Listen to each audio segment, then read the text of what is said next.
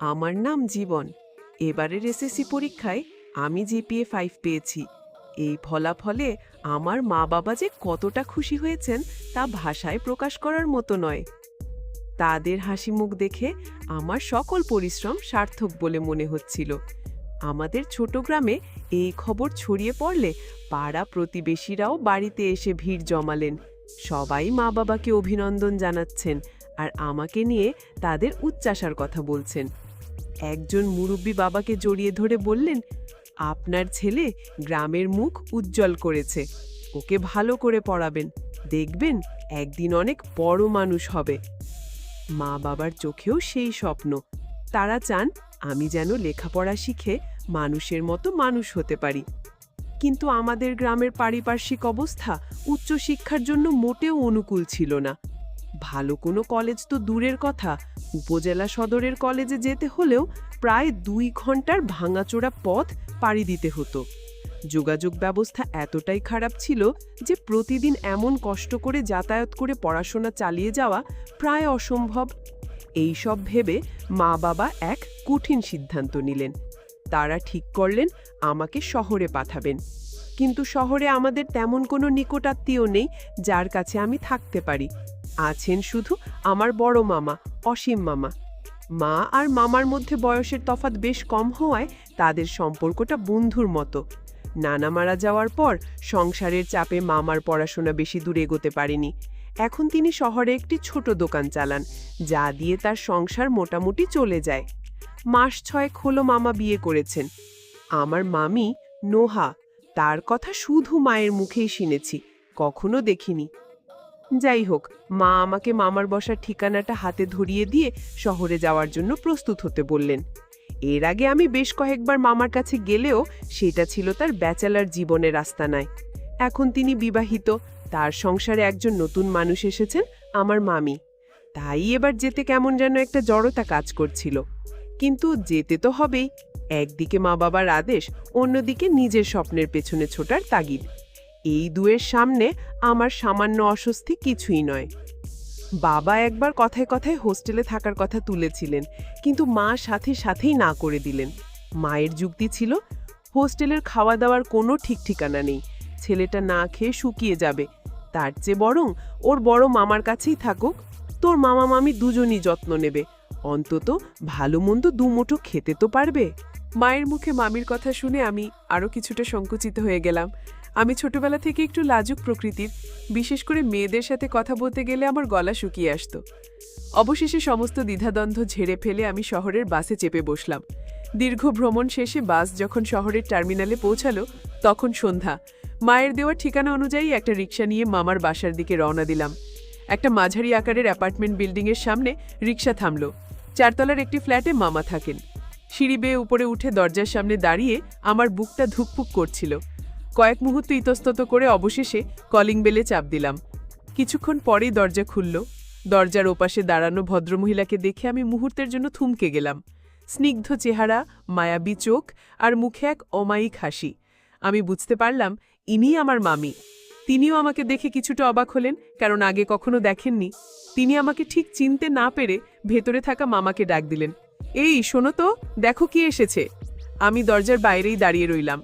মামা ঘর থেকে বেরিয়ে আমাকে দেখে আনন্দে চিৎকার করে উঠলেন, আরে জীবন, তুই আয় আয়, ভেতরে আয়, বাইরে দাঁড়িয়ে আছিস কেন? মামার উষ্ণ অভ্যর্থনা পেয়ে আমার জড়তা অনেকটাই কেটে গেল। আমি ভেতরে প্রবেশ করতেই মামি জিজ্ঞাসু দৃষ্টিতে মামার দিকে তাকালেন। মামা আমাকে বললেন, নোহা, ও হচ্ছে আমার ভাগ্নে জীবন, যার কথা তোমাকে প্রায়ই বলি। এবার এসএসসিতে গোল্ডেন জিপিএ 5 পেয়েছে। পড়াশোনার ভালো সুযোগ নেই, তাই মা বাবা ওকে আমাদের কাছে পাঠিয়ে দিয়েছে। আজ থেকে ও আমাদের সাথেই থাকবে এবং এখানকার কলেজে পড়বে। মামার কথা শুনে মামি মুখে সেই মিষ্টি হাসিটা টেনে এনে বললেন, ও মা, তাই? এ তো অনেক ভালো খবর, খুব ভালো হয়েছে। তারপর আমার দিকে তাকিয়ে বললেন, যাও বাবা, তুমি আগে হাত মুখ ধুয়ে ফ্রেশ হয়ে এসো, আমি তোমার জন্য খাবার ব্যবস্থা করছি। তার কণ্ঠস্বরে এত আন্তরিকতা ছিল যে আমার ভেতরকার সমস্ত সংকোচ দূর হয়ে গেল। আমি হাত মুখ ধুয়ে আসার পর দেখলাম মামি এরই মধ্যে টেবিলে খাবার সাজিয়ে ফেলেছেন। মামা, মামি এবং আমি একসাথে রাতের খাবার খেতে বসলাম। খাবার সময় মামা আমার রেজাল্ট, গ্রামের বাড়ির খবর, মা বাবার কথা সবকিছু খুঁটিয়ে খুঁটিয়ে জিজ্ঞেস করছিলেন। মামি বেশিরভাগ সময় চুপচাপ শুনছিলেন আর মাঝে মাঝে মৃদু হেসে সায় দিচ্ছিলেন। তার প্রতিটি আচরণেই একটা রুচিশীল ও পরিপাটি মনের পরিচয় পাওয়া যাচ্ছিল। খাবার শেষে মামা আমাকে পাশের একটি ঘর দেখিয়ে দিয়ে বললেন, আজ থেকে এটাই তোর ঘর। কোনো কিছু প্রয়োজন হলে আমাকে বা তোর মামিকে বলবি, একদম লজ্জা করবি না। আমি ঘরে প্রবেশ করার আগেই মামি বললেন, তুমি এখানে একটু বসো, আমি তোমার বিছানাটা গুছিয়ে দিয়ে আসি। আমি বসার ঘরে সোফায় বসে রইলাম, আর মামি আমার জন্য বরাদ্দ ঘরটিতে গিয়ে পরিপাটি করে বিছানা পেতে দিলেন, জানালাগুলো ঠিকমতো লাগিয়ে দিলেন এবং একটা জলের বোতল টেবিলের ওপর রেখে আসলেন। তার এই যত্ন দেখে আমি সত্যিই মুগ্ধ হলাম। মনে হলো মা ঠিক সিদ্ধান্তই নিয়েছেন, এখানে আমার কোনো অসুবিধে হবে না। মামি ঘর থেকে বেরিয়ে এসে বললেন, যাও এখন গিয়ে বিশ্রাম নাও, অনেক জার্নি করে এসেছো তো, নিশ্চয়ই ক্লান্ত লাগছে। আমি তাকে ধন্যবাদ জানিয়ে নিজের ঘরে চলে গেলাম। পরদিন সকালে ঘুম থেকে উঠে দেখি মামি নাশতার টেবিলে আমার জন্য অপেক্ষা করছেন। তার মুখে সেই পরিচিত হাসি। আমাকে দেখে জিজ্ঞেস করলেন, রাতে ঘুম ভালো হয়েছিল? কোনো অসুবিধা হয়নি তো? আমি মাথা নেড়ে জানালাম, না মামি, কোনো অসুবিধা হয়নি। তিনি বললেন, যে কোনো সমস্যায় আমাকে জানাবে, কেমন? এখানে আমাকে মায়ের মতোই মনে করবে। আমি কলেজে ভর্তির জন্য প্রয়োজনীয় কাগজপত্র নিয়ে বেরিয়ে পড়লাম। মামা সকালেই তার দোকানে চলে গেছেন। মামি আমাকে বুঝিয়ে দিলেন কোন বাস ধরে কলেজে যেতে হবে। সারা দিন ভর্তির প্রক্রিয়া শেষ করে বিকেলে যখন বাসায় ফিরলাম, তখন এক অন্যরকম দৃশ্য চোখে পড়ল। আমি লক্ষ্য করলাম মামি বসার ঘরে সোফায় চুপচাপ বসে আছেন। তার দৃষ্টি শূন্য, মুখটা কেমন যেন বিষণ্ণ। আমাকে দেখে নিজেকে সামলে নিয়ে মুখে হাসি ফোটানোর চেষ্টা করলেন, কিন্তু তার চোখের গভীরে আমি এক ধরনের চিন্তা বা কষ্ট দেখতে পেলাম। তিনি স্বাভাবিকভাবেই আমার সাথে কথা বললেন, ভর্তির ব্যাপারে খোঁজ নিলেন, কিন্তু আমি বুঝতে পারছিলাম তার মনে কিছু একটা চলছে যা তিনি প্রকাশ করতে পারছেন না বা করতে চাইছেন না। এই ঘটনার পর থেকে আমি প্রায়ই লক্ষ্য করতে লাগলাম, মামি যখন একা থাকেন তখন অন্যমনস্ক হয়ে যান। কখনো বারান্দায় চুপচাপ দাঁড়িয়ে থাকেন, কখনো বা রান্না করতে করতে হঠাৎ থেমে গিয়ে কি যেন ভাবেন। কিন্তু মামা বাসায় থাকলে বা আমি সামনে থাকলে তিনি সবসময় স্বাভাবিক থাকার চেষ্টা করেন।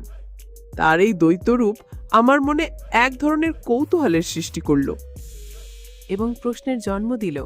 আমি ভাবতে লাগলাম, মামা মামির সংসারে কি কোনো সমস্যা চলছে? মামা তো বাইরে থেকে দেখতে খুবই হাসি খুশি আর মিশুক প্রকৃতির মানুষ, তাহলে মামির এই বিষণ্ণতার কারণ কি? আমার কলেজের ক্লাস পুরোদমে শুরু হয়ে গেল। নতুন পরিবেশ, নতুন বন্ধু বান্ধব, পড়াশোনার চাপ, সব মিলিয়ে আমি বেশ ব্যস্ত হয়ে পড়লাম।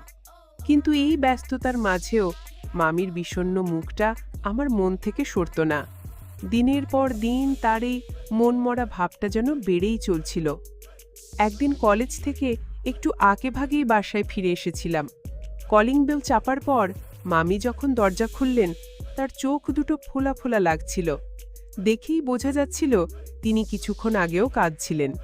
আমাকে দেখে তিনি দ্রুত চোখ মুছে স্বাভাবিক হবার চেষ্টা করলেন, কিন্তু ততক্ষণে যা দেখার আমি দেখে ফেলেছি। আমি ভেতরে এসে ব্যাগটা রেখে মামির পাশে সোফায় বসলাম। কিছুক্ষণ ইতস্তত করে শেষ পর্যন্ত জিজ্ঞেস করেই ফেললাম, মামি, আপনার কি কোনো সমস্যা হয়েছে? আপনাকে ইদানিং খুব চিন্তিত মনে হয়। আমার সরাসরি প্রশ্নে তিনি কিছুটা চমকে উঠলেন। কয়েক মুহূর্ত আমার দিকে তাকিয়ে থেকে একটা দীর্ঘশ্বাস ফেললেন, তারপর বললেন, তোমাকে একটা কথা বলবো ভাবছিলাম জীবন। তার কণ্ঠটা ধরে আসছিল। আমি তার দিকে ঝুঁকে বসে বললাম, কি কথা মামি? আপনি নিঃসংকোচে বলতে পারেন। মামি যখন কিছু বলার জন্য মুখ খুললেন, ঠিক সেই মুহূর্তে দরজায় কলিং বেল বেজে উঠল। মামি চমকে উঠে দরজার দিকে তাকালেন।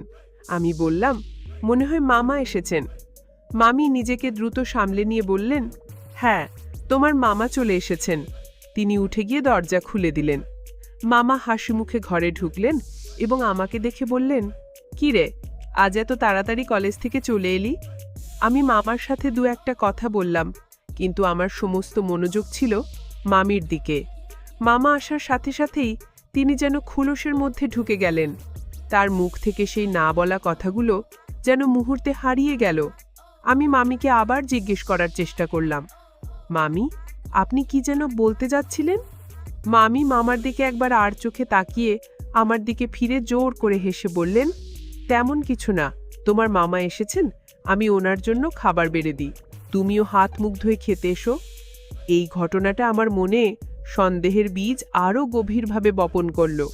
আমি নিশ্চিত হলাম মামি এমন কিছু বলতে চান যা তিনি মামার সামনে বলতে চাইছেন না।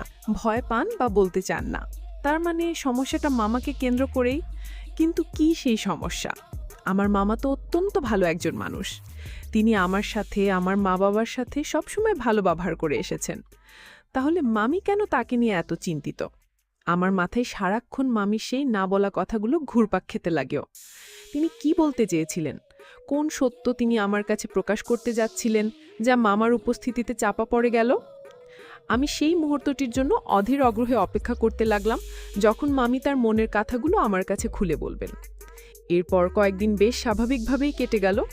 আমি নিজের পড়াশোনা নিয়ে ব্যস্ত ছিলাম, আর মামিও আমার সামনে নিজেকে স্বাভাবিক রাখার যথাসাধ্য চেষ্টা করছিলেন। কিন্তু আমি বুঝতে পারছিলাম এটা ঝড়ের আগে শান্ত অবস্থা। তার ভেতরের অস্থিরতা কমেনি, বরং তিনি সুযোগের অপেক্ষায় আছেন। সেই সুযোগ এলো একদিন বিকেলে। মামা ব্যবসার কাজে শহরের বাইরে গিয়েছিলেন, ফিরতে পরদিন সকাল হবে। সেদিন সন্ধ্যায় আমি পড়ার টেবিলে বসে বই পড়ছিলাম। মামি আমার জন্য চা নিয়ে ঘরে ঢুকলেন। চায়ের কাপটা টেবিলে রেখে তিনি আমার সামনের চেয়ারটায় বসলেন। তার মুখ দেখেই বুঝলাম আজ তিনি চূড়ান্ত কথা বলার জন্যই এসেছেন। তিনি কিছুক্ষণ চুপ থেকে ধীর স্থির গলায় বললেন, জীবন, আমি জানি তুমি কয়েকদিন ধরে আমাকে নিয়ে চিন্তা করছো। সেদিন আমি তোমাকে যা বলতে চেয়েছিলাম আজ সেটা বলবো। আমি বই বন্ধ করে পুরোপুরি তার দিকে মনোযোগ দিলাম। মামি বলতে শুরু করলেন, দেখো, বাইরে থেকে সবাই জানে আমরা খুব সুখী দম্পতি। তোমার মামা আমার প্রতি খুব যত্নশীল, সবার সাথেই খুব ভালো ব্যবহার করে। কিন্তু বিয়ের পর থেকে আমি তার মধ্যে কিছু পরিবর্তন লক্ষ্য করছি যা আমাকে খুব ভাবাচ্ছে। তিনি একটু থামলেন, তারপর বললেন, তুমি এই বাড়িতে আসার আগে তোমার মামা প্রায়ই অনেক রাতে বাড়ি ফিরত। জিজ্ঞেস করলে বলতো ব্যবসায়িক কাজে ব্যস্ত ছিল। কিন্তু তার আচরণ আমার কাছে কিছুটা অস্বাভাবিক মনে হতো। মাঝে মধ্যে সে দেরি করে ফিরত। মামির কথাগুলো শুনে আমার নিজের কানকেই বিশ্বাস করতে পারছিলাম না। আমার মামা এমন কাজ করতে পারেন? মামি বলতে থাকলেন, আমি যাকে বিশ্বাস করে বিয়ে করেছিলাম তারই পরিবর্তনটা আমার কাছে অচেনা লাগে। আমি যখন তাকে প্রশ্ন করি, সে বলে যে আমি অযথা চিন্তা করছি। কিন্তু একজন স্ত্রী হিসেবে আমার কি জানার অধিকার নেই তার স্বামী এত রাত পর্যন্ত কোথায় থাকে, কি করে? তার গলাটা কান্নায় বুঝে আসছিল। তিনি আঁচল দিয়ে চোখ মুছে আবার বললেন, জীবন, তুমি আমার ভাইয়ের মতো। তুমি ছাড়া এই শহরে আমার এমন কোনো আপনজন নেই যার সাথে আমি মনের কথা খুলে বলতে পারি। তুমি কি আমার একটা উপকার করবে?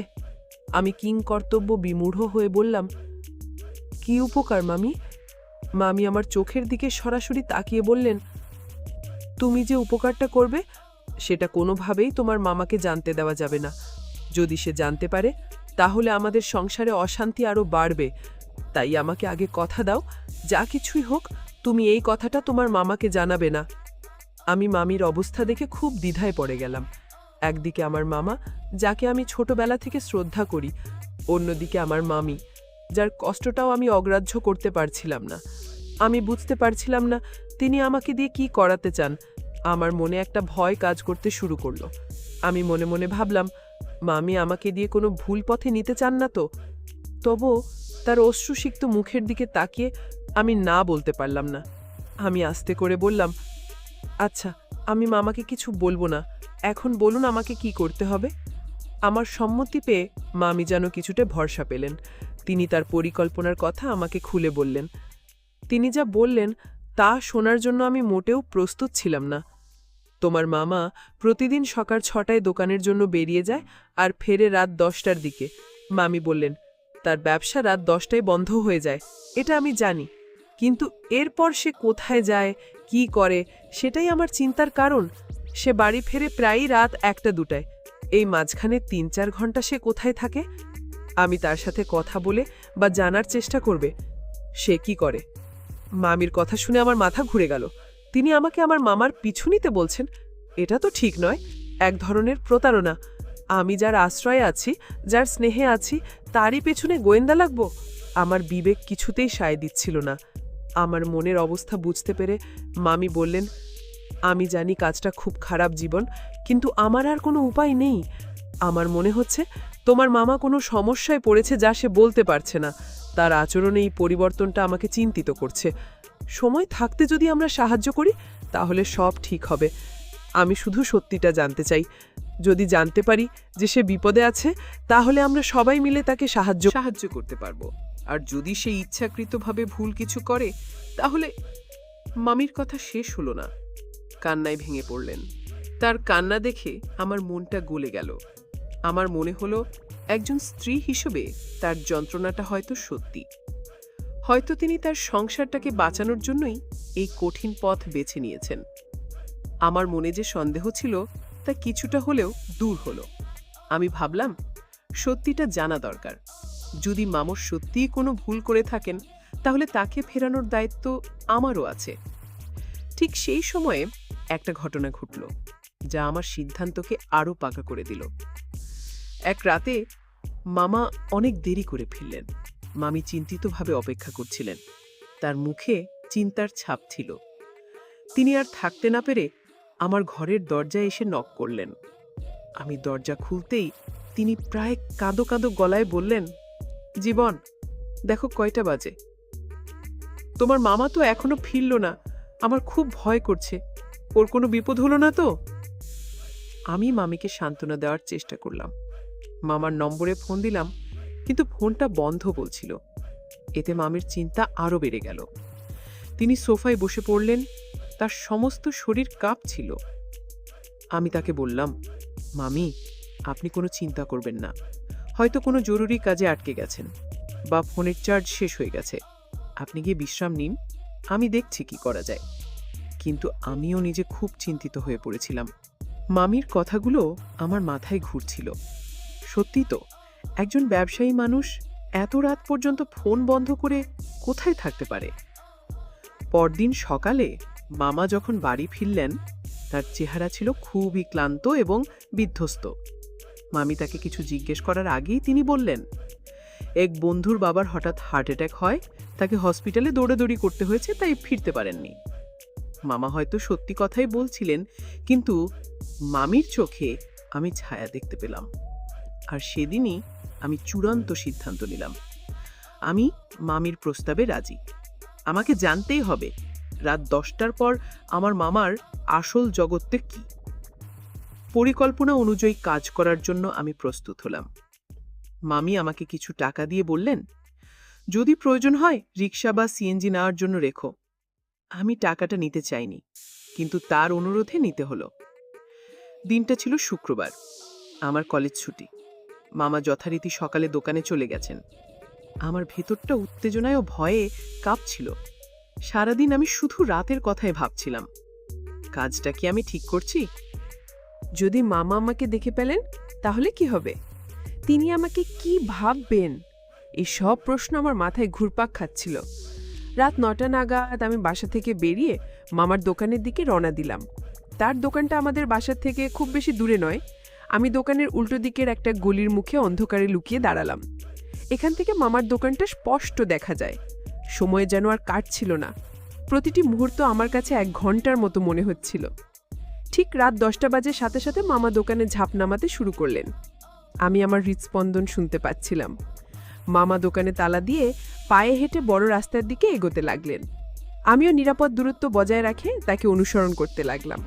মামা একটা বাসে উঠলেন। আমিও চট করে সেই বাসের পেছনে উঠে পড়লাম। বাসে বেশ ভিড় থাকায় তিনি আমাকে খেয়াল করলেন না। আমার ভয় হচ্ছিল, মামা কোথায় নামবেন আমি ঠিকমতো খেয়াল রাখতে পারবো তো? প্রায় 8 ঘন্টা পর মামা শহরের এক ব্যস্ত এলাকায় বাস থেকে নামলেন। আমিও নেমে পড়লাম। এলাকাটা আমার অচেনা। চারদিকে ঝলমলে দোকানপাট, রেস্টুরেন্ট আর মানুষের ভিড়। আমি ভাবতে লাগলাম, মামা এখানে কার সাথে দেখা করতে এসেছেন? মামা ভিড় ঠেলে একটা সরু গলির দিকে হাঁটতে শুরু করলেন। আমিও তার পেছু নিলাম। গলিটা খুব একটা পরিষ্কার পরিচ্ছন্ন নয়। কিছু দূর যাওয়ার পর তিনি একটা মাঝারি আকারের হোটেলের সামনে দাঁড়ালেন। হোটেলটার নাম সিটি ক্যাফে। এটা কোনো শৌখিন রেস্টুরেন্ট নয়, বরং সাধারণ মানুষের জন্য একটি খাবারের হোটেল।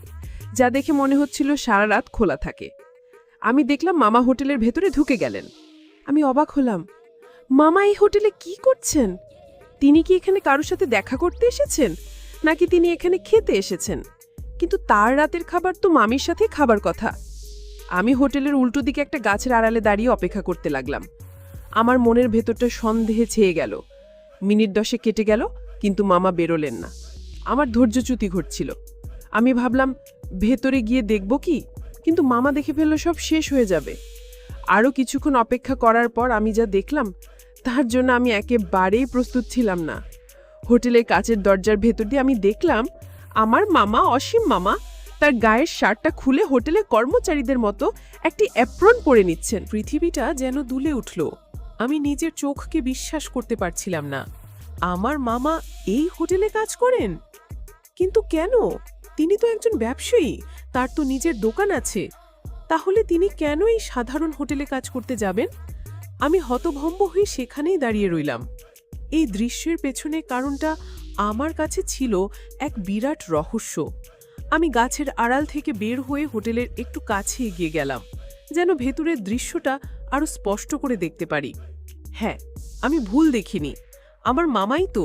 তিনি অ্যাপ্রন পরে খুব স্বাভাবিকভাবে হোটেলের অন্যান্য কর্মীদের সাথে কাজে লেগে পড়েছেন। একজন কাস্টমার টেবিল ছেড়ে উঠতেই তিনি দ্রুত এগিয়ে গিয়ে এঁঠো প্লেটগুলো তুলে নিলেন। তারপর একটা ভেজা কাপড় দিয়ে টেবিলটা মুছে পরিষ্কার করলেন। আমি বিস্ময়ে পাথর হয়ে গিয়েছিলাম। আমার মামা, যিনি সবসময় এত পরিপাটি হয়ে চলেন, যার ব্যক্তিত্বে সবসময় একটা আত্মসম্মানের ছাপ দেখেছি, তিনি কিনা একটা সাধারণ হোটেলে ওয়েটারে কাজ করছেন। এরপর আমি তাকে দেখলাম তিনি রান্নাঘরের দিকে গেলেন।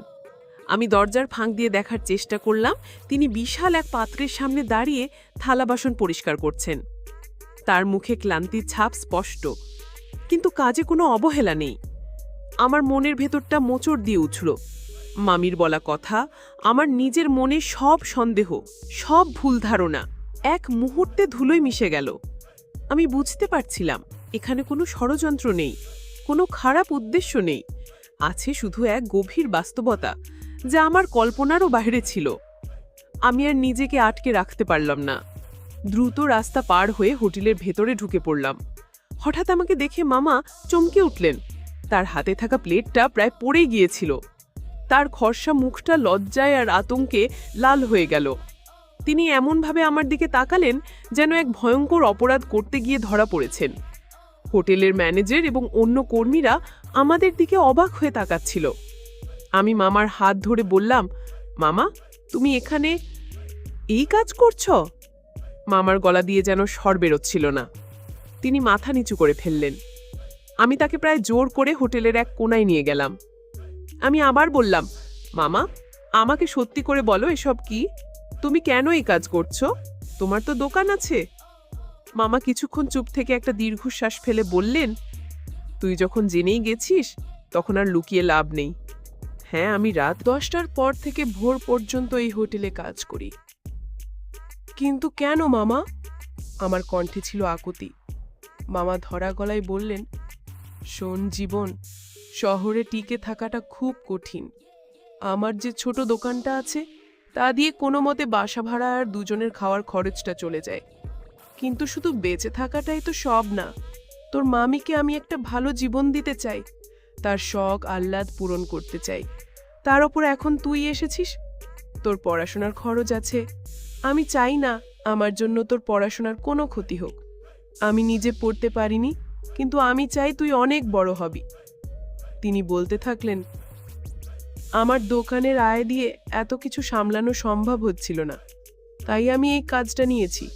এখানে রাতের ডিউটি করলে কিছু অতিরিক্ত টাকা পাই। সেই টাকাটা জমিয়ে আমি তোর কলেজের বেতন দেই, তোর মামির জন্য মাঝে মাঝে একটা শাড়ি কিনি। আমি চাইনি এই বিষয়টা কেউ জানুক, বিশেষ করে তোর মামি। সে যদি জানতো আমি এত কষ্ট করছি, সে খুব দুঃখ পেত। তাই আমি ওকে কিছু বলিনি। মামার কথাগুলো আমার মনে তীরের মতো বিঁধছিল। আমার চোখে জল এসে গিয়েছিল। এই মানুষটা তার পরিবারের হাসির জন্য নিজের আত্মসম্মান, নিজের আরাম সবকিছু বিসর্জন দিয়ে রাতের পর রাত এমন হাড়ভাঙা পরিশ্রম করেই চলেছেন। আর আমরা, বিশেষ করে মামি, তাকেই কিনা সন্দেহ করেছি। আমার নিজেকে খুব অপরাধী মনে হচ্ছিল। আমি মামাকে বললাম, চলো মামা, বাড়ি চলো।